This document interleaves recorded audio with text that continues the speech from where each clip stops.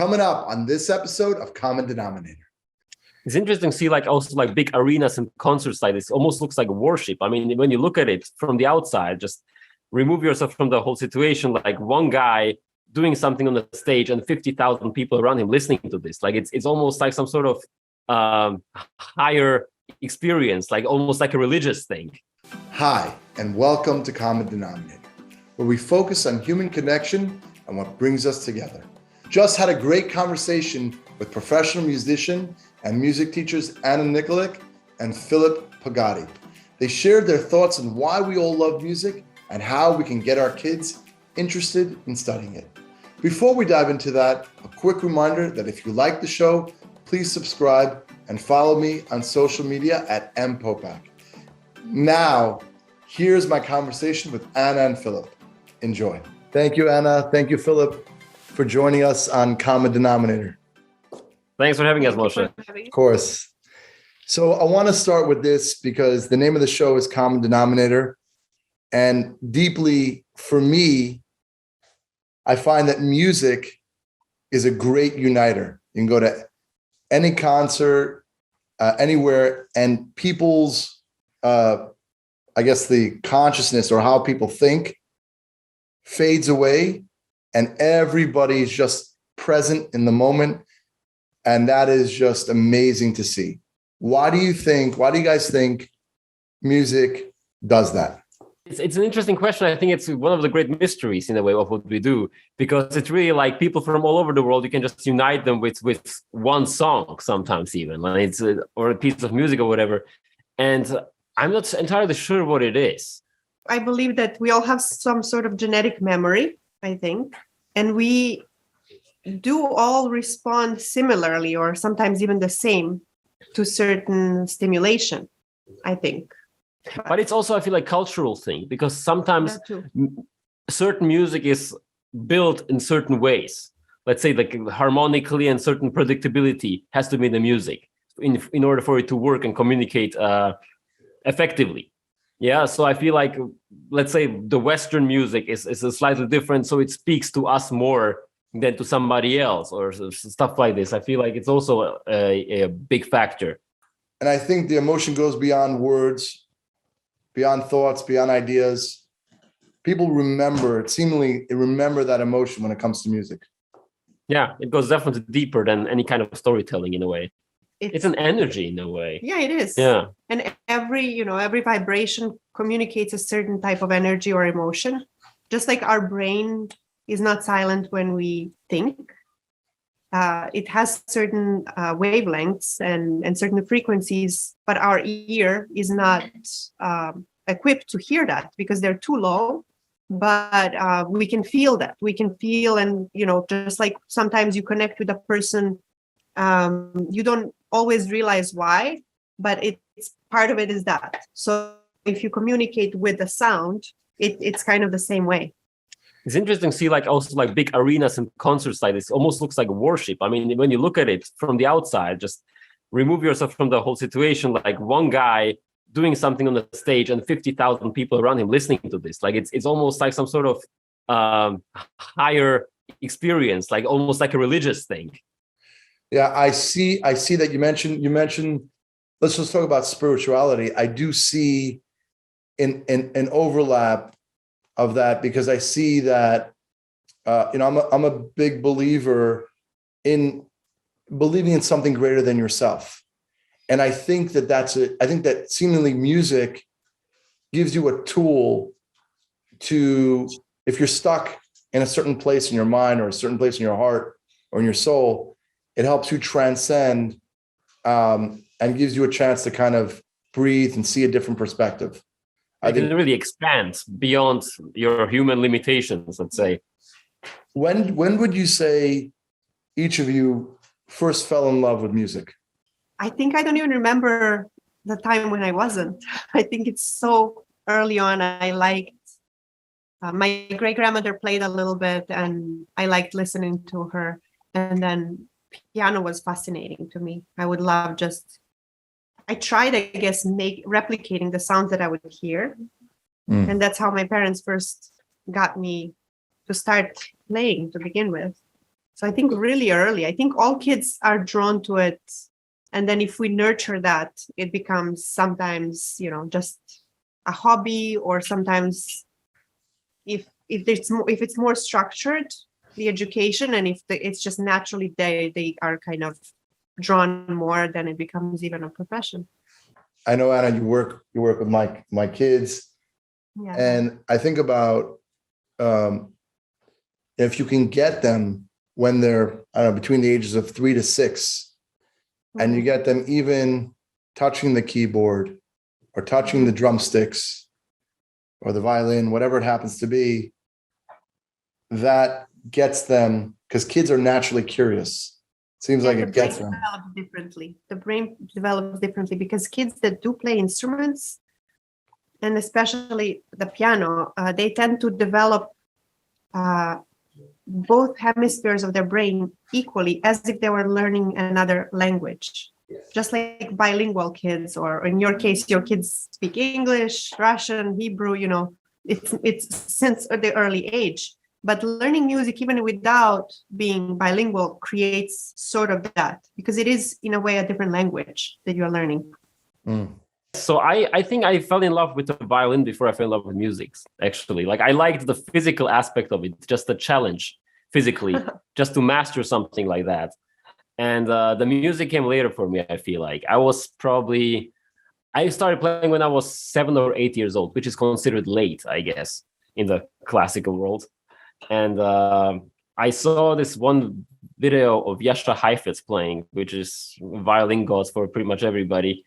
And I was just mesmerized by it. And I felt like I need to be able to do this somehow. Like, for whatever reason, I felt like this is what I need to do. And just like in Anna's case, like, there was lots of support in the family for this kind of stuff. And my parents always believed that classical music, or music in the bigger picture, should be part of basic education. So nobody expected me to be professional about it. And my sister was playing the piano, where she took lessons before me. She's 2 years older than me. So she was already taking piano lessons. My parents were both amateur pianists, and everybody just assumed I was going to do piano as well. But I wanted to be different, so I picked the violin. And luckily, my great cousin had just quit playing the violin. So there was a tiny 8-size violin in the family. So that was my first instrument. And then things took off from there, really. No, it's amazing also to see, what instruments people choose. So it's like you're seeing piano, but it seems like your DNA, because of that mastery or how your mind works, gravitate towards the violin, right? Possibly. Maybe it's the sound. I don't know what it is. Maybe it was just really wanting to be different. And there's also, I feel like there's always those jokes of like how certain groups of musicians are different personalities. Like, like pianists are usually the introverts and stuff, which I can't really confirm too much in this case. Or like brass players are like the fun ones in the group, usually the most fun group to hang out with. Violinists are usually kind of like the a-holes a little bit, because they're just like, they want to be the soloist always. I feel like those are the instruments are just like, they're trying to be divas, the top dog pretty much. Singers, that's a completely different realm, of course. Like, they are notorious for being difficult to work with and stuff like this. Like, it's I don't know if you gravitate towards one thing or another based on your personality, or if the instrument shapes you. Maybe. I don't know. That's like the chicken or the egg kind of thing. Where I'm from, people say singer is not a profession, it's a diagnosis. There we go. Yeah, stuff like that, exactly. It's funny you mentioned in your culture that and in your home that music is part of the basic education. For some reason, I find that's more kind of a European conversation, less so for some reason. It's not so much in America. In America, okay, we'll listen to music, but the mastery of an instrument or to sing, it seems much less in America for some reason. Yeah. I don't think it's even about mastery. It's just about being exposed to it and having sort of a hunch what it's about. I don't think it's really about reaching top levels of playing. It's just really about being exposed to it and sort of at least knowing how to read music and stuff like it. It's like the basics pretty much. But maybe it's because they hold on to the tradition more. Possibly, which yeah. In some ways is good. And I think it's kind of almost like it's not even a question. It's something you should do. And I feel like kids here have more choices, which in a way it's good, but it also, when you spread yourself too thin, then it's hard to kind of keep yourself contained to one thing. It's focused, yeah. It again depends on a personality, because some kid will just pick something and stick to it. I was also all over the place when I was little. I liked ballet, I liked gymnastics. It's just, when was the point when you actually knew that you wanted to do piano? Oh, I think we went professionally. Yeah. Pretty early on. I went on a concert with my mom. She decided she's gonna, after I finished my first grade in music school, she took me to celebrate, and we saw a concert, and I couldn't stop thinking about the speed. And I just like came home obsessively trying to speed up everything I knew how to play it as fast as I can. And like I wouldn't get off the piano until I figured that it's as fast as it can be. And then I went to school and I asked my teacher, how can I get it faster? And that became an obsession for me, just becoming like that, I guess. Interesting. I remember, so I always loved music growing up, and I think that my best experience, the pinnacle of the emotion of that feeling, I was in New Jersey. It was U2. It was a U2 concert, and the way amazing singers hold the energy. Bono had a jean jacket, ripped jeans, whatever, t-shirt. And the Edge is playing the guitar, Sunday Bloody Sunday. And lights are out. Everyone has their lighter. And literally, Bono's just standing there and he's holding this energy. It's palpable. Everybody's literally, you feel like you just want to jump at the stage. I don't know, it was like 50, 60,000 people. And he just sitting there. He didn't even sing the song. The entire crowd was just sitting there singing the song. He just stood there. Yeah. I think that's a master. That reminds you of those situations when Michael Jackson will be just like lifted up to stage and just like not do anything for 5 minutes, just stand there like a statue with like the smoke, around him, and just like he does nothing and the crowd goes wild. Like that I think that's the kind of situation you're describing. Right. When you create that for people, it gives them hope, gives them joy. Right. Yeah. Like it's definitely memorable. Right. And then that's where it goes. Hey, if you're just joining us, I'm Moshe Popak, and this is Common Denominator. We're in the middle of a fascinating conversation with Anna Nikolic and Filip Pogady, and we're talking about how music unites us all. Next week, tune in because we have professional poker player Alec Torelli, who's going to teach us amazing strategies, not just about poker, but about life. So tune in next week. Now, back to the show. I want to go back to, if we want to instill this basic education for the kids, how would each of you, let's say you want to get your child to begin learning a musical instrument, how would you be able to do that, and how would you be able to make it fun for them? I think there has to be a part of it has to be forced a little bit. Like you have the freedom to pick your poison, pick your instrument, but then there has to be enforcement for sure. Yeah, because it's not fun always. Playing is fun, but practicing and getting there, it's kind of an acquired taste.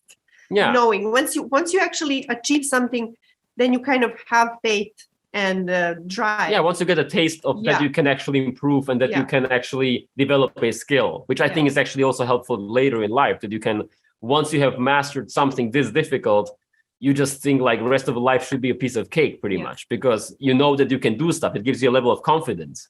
Yeah. So I think there should be definitely like some sort of level of enforcement and support system in the family, because I don't think the school system can do that. my kids learn also read and write Russian, and that just the culture, that way, it seems to be a very different way than the American way. I like the discipline. When people don't realize, the kids, Yaf and I, we talk about how only after like 12, 13, 14, just certain parts of the brain start to develop. So if you gave kids all this freedom, right? Yeah. And it's this delicate balance, right? But they don't really know. They want to eat ice cream and I don't know, and walk around, don't go to school, don't do nothing. Play video games all day. Right? So eventually on their own, you say that eventually on their own, if the kids, the discipline, they'll be happy for it, but eventually on their own, they'll find the love of it. Not necessarily. I mean, it's not for everybody. Maybe they will get to a decent level and then they'll pick up something else, but they have developed the skill and they have the confidence that they can pretty much do anything. Yeah. I don't think anybody should expect the kids to be professional players. I don't think that's really, I mean, there are parents like that for sure, but especially like failed musicians who feel like, okay, this is what the next generation is going to be, the one who actually gets it done. But yeah, I don't think that's, I think expecting professionalism is the wrong mindset. I think if it happens, it happens, and then it's great. But if not, no tragedy there. I know with kids, it seems like it would be easier kind of just to play by sound. How do you find it? Do you find it more important that they should know the history of music, understand the technical parts of music, how to read music when you're dealing with, let's say, kids under 8 years old or 10 years old? It comes along the way, you start doing both. Yeah. You can't go anywhere without, I guess, training the hand. So by having something fun for them to play, they also practice technique, because I at least tell them, yes, you can play this, but, we need to warm up. And during these warm ups, they have to work a little bit on the hand technique, even when they're very, very little, like 3, 4, 5 years old. And then you obviously introduce the notes, but note reading is also practicing, right? For sure. It's like you have to practice. It's like reading a text. It's exactly the same thing. Like you can speak the language, but reading it's a different skill. So they tend to not like practicing that.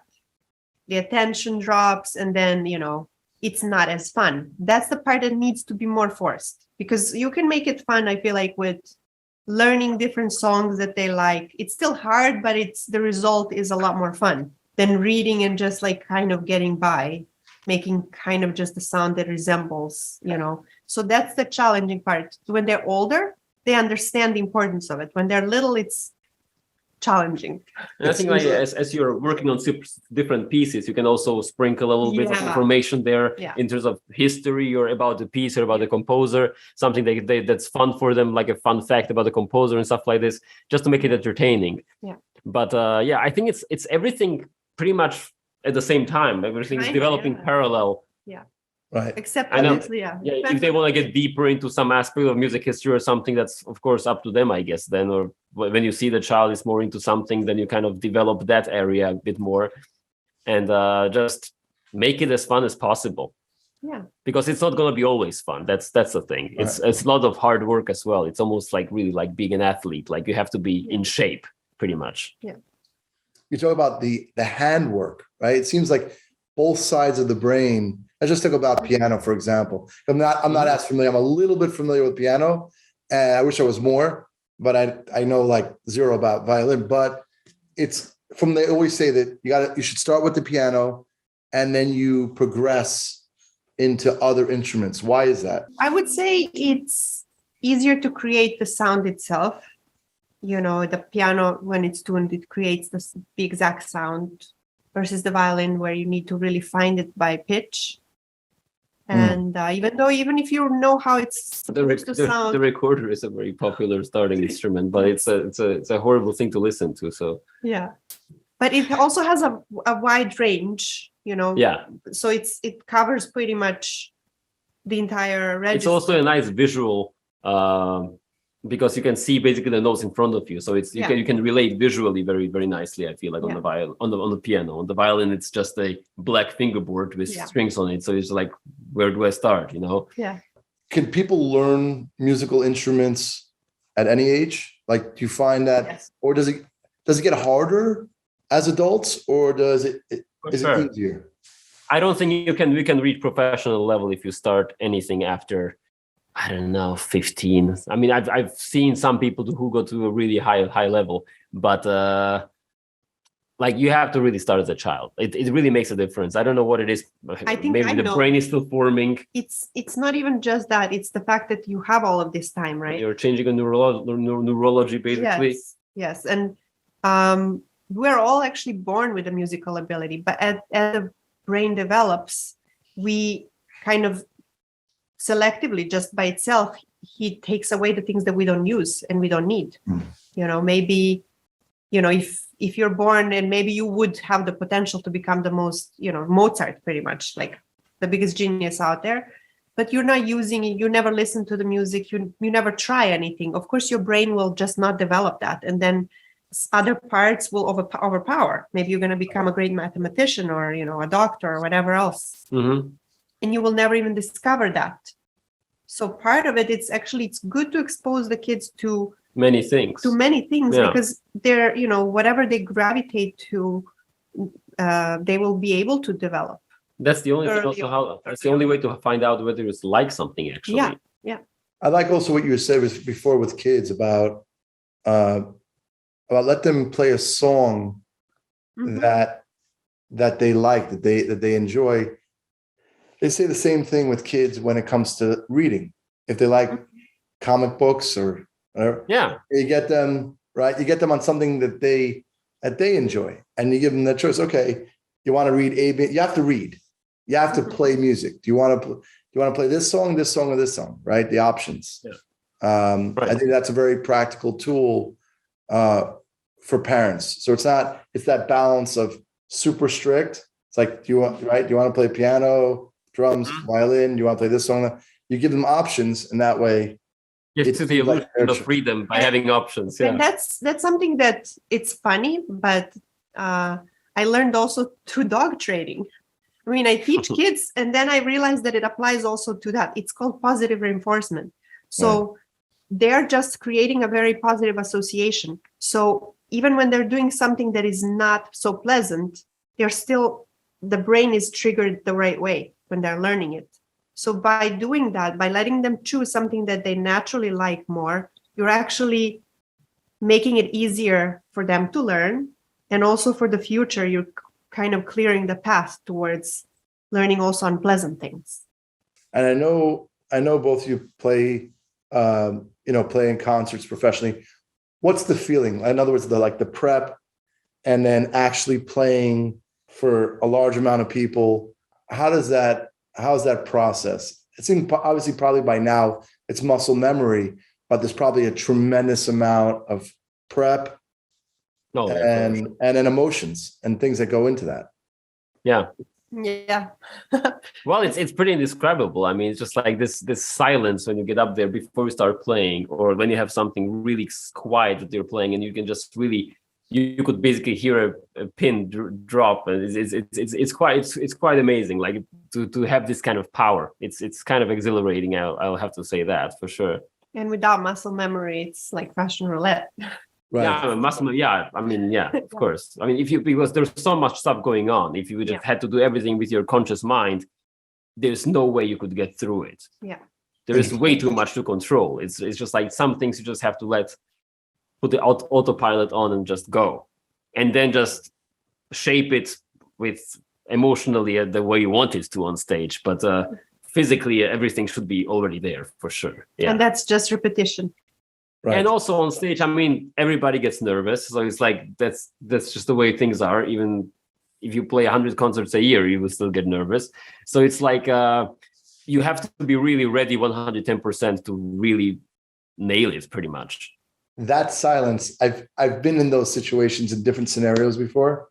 That pit in your stomach, but on the other side of it is the most exhilarating feeling when you begin. and you begin and you're in your rhythm, in your zone, there's probably no greater feeling than that. Oh, for sure. And also just the feeling of actually like getting it done and getting it done well. It's a tremendous satisfaction from that. It's just like in a Jordan Peterson-esque way of expressing it, slaying the dragon in a way. Like every single concert, it's like slaying a dragon in a way. And that's really rewarding. Would you say that you had a favorite song? What would be your favorite song to play or favorite song to listen to? Oh my God. I mean, the correct answer is always to say that your favorite song should be the one that you're playing at the time. So that's what I would say probably. But I mean, there are some pieces that are just like up there, like the most iconic violin pieces.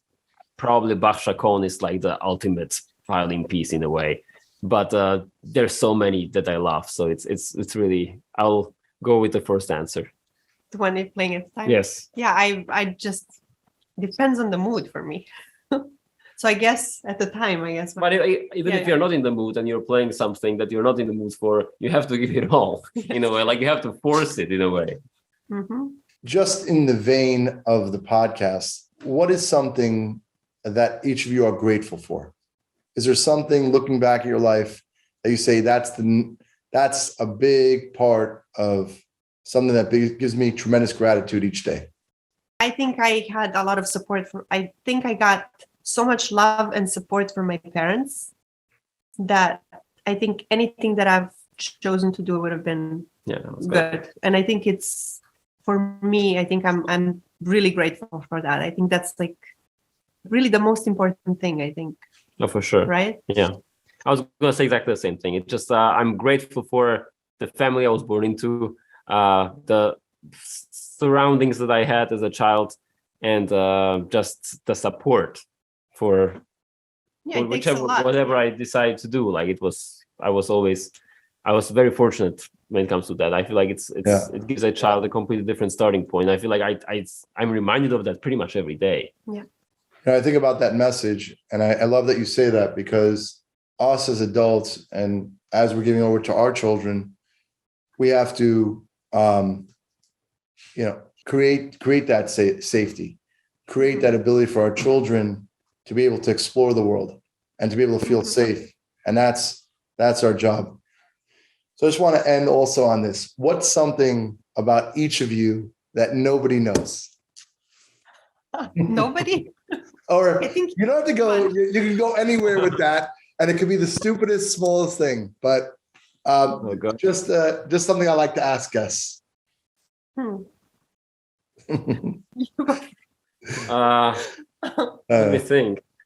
Something I know I throw the guests off a lot by this question. So I bet. Yeah. No, but it could be anything. In my spare time, I produce electronic music, which is considered probably sacrilegious in the classical community, but I love it. So by the way, what about now it's out in the universe? No, but by the way, I did not know that. And merging the two worlds, right? I've seen some of that. Could be a possibility. Yeah, for sure. Yeah. Even though I don't love necessarily the whole crossover aspect, because I feel like it diminishes both the electronic world and the classical world. It's just kind of this weird hybrid that usually doesn't work. But it depends. But I want to go full circle. Maybe it can be done in a tasteful way. That's why I tell Anna. I want you to tell us also. But that's why I tell you, a few months ago, when there were 100,000 people, you talk about electronic dance music at Ultra in Miami. Brought my two oldest boys. That was unity. That was unbelievable. 100,000 people, forget about everything, being super present, unbelievable. Yeah. So I know that. Or not present, based on the chemical substance. Exactly. Right. Yeah. And Anna, what would you say? Something that people don't know.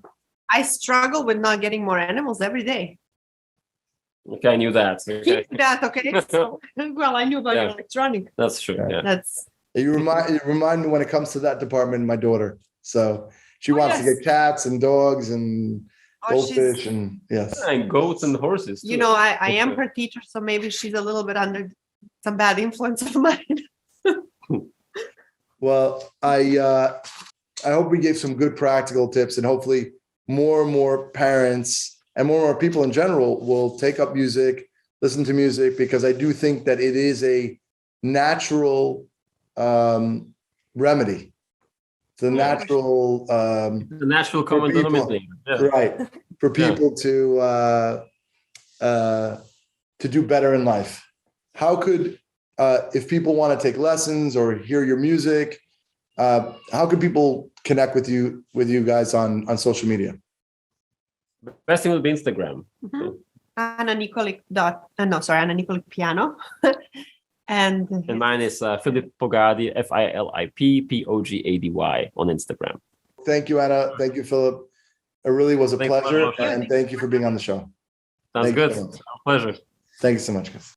Hope you all enjoyed the show. Next week, we'll be talking with Alec Torelli, professional poker player, who will be giving us strategies for our poker game, but that also apply to everyday life. So tune in next week and follow us on social media at @mpopak. Have a great week and talk to you soon.